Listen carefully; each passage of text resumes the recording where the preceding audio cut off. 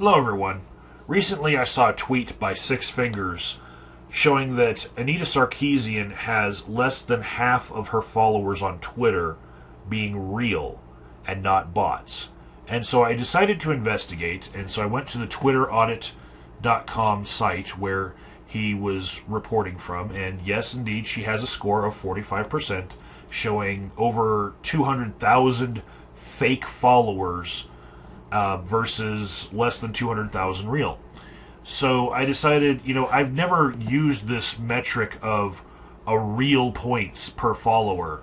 So it would be only fair for me to compare her to some of her contemporaries to see what kind of scores they got before I really criticize her. So I looked up people like Rebecca Watson, who has an 82% real following, Melody Hensley of Twitter PTSD fame, she has 87% following, and Greta Christina has an 89% following. And even the man behind the Tropes versus Women series on YouTube that Anita Sarkeesian did, Jonathan McIntosh, has a 95% real following.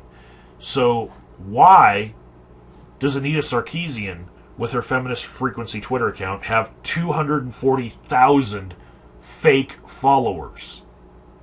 So I thought maybe it had something to do with the size of her Twitter account. So I looked at some of her critics who are also very big on Twitter. And so I looked at Thunderfoot, and he has a 71% rating.